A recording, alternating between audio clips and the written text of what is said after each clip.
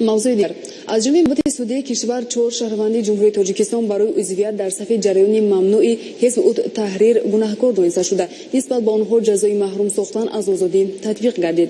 تفصیلات قضیه مذکور در گزارش مرکزی رابطه‌های جمعیتی کمیته دولتی امنیت ملی جمهوری تاجیکستان. تاریخ تشکیلیابی حزب تحریر با روند تأسیسیابی تشکیلات تروریستی اکستریمیستی حزب نهضت اسلامی خیلی شباهت دارد.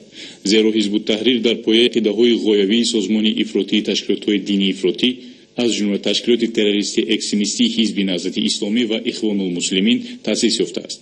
مقصد و مرام این سازمان‌های تندرو و افراطگرا یک است: اختلاف انداختن در بین مذهب‌های سنتی با راه دهشت‌افکنی و زوروری و مسلحانه سرنگون کردن ساخت کنستیتوسیونی و تشکیل جامعه اسلامی در شکل دولتی خلافت. شباهت دیگری فعالیت جنایتکارانه حزب تحریر با تشکیلات تروریستی اکستریمیستی حزب نهضت اسلامی در آن است که هر دو سازمان از جانب کشورهای خارجی دستگیری و ملک‌گذاری کرده می‌شوند. نوبسته از آن که با حکم سودی جمهوری تاجیکستان از سال 2001 فعالیت تشکیلات دینی اکستریمیستی حزب تحریر در جمهوری تاجیکستان منع گردیده است، ولی تا حال نفرانی هستند که از این تشکیلات افراطی پیروی و جانبداری می‌نمایند.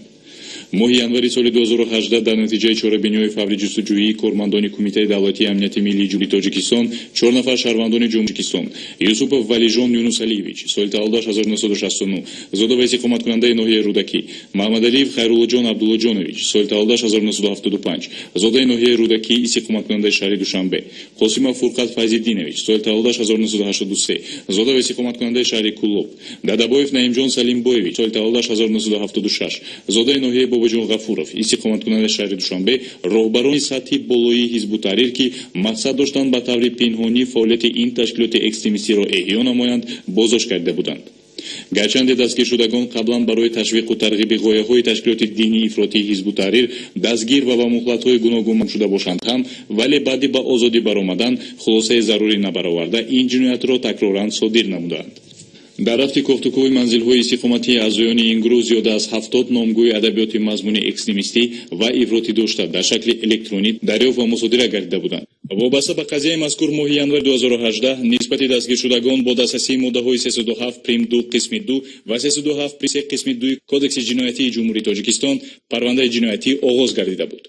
بعد از تحقیق پررا پرونده جنایتی برای بررسی و قبول قرار قانونی به سود ارسال کرده شد. در نتیجه سنه 4 مای سال 2018 با حکم سود یوسوپov ولیجان یونس علیویچ، قاسمov فرقت فیض‌الدینویچ و محمدعلیев خیراللهجان عبداللهجانویچ به مهلت‌های گوناگون از آزادی محروم کرده شدند. قضیه مذکور هر یک شهروند کشور را به آن وادار می‌سازد که نسبت به هر وقت دیگر زیرک و هوشیار باشند، در غفلت نمانند، منفعت و ضرر خود را در گفتار و عمل خویش درست درک کنند، به قدر بزرگترین نعمت و دستاوردهای زندگی، استقلالیت دولت، صاحب وطنی و صاحب دولتی، صلح و آرامی و وحدت ملی رسند. زیرا محض استقلالیت دولتی به هر یک شهروند امکان زندگی آزاد، آرام و آسوده را داده است.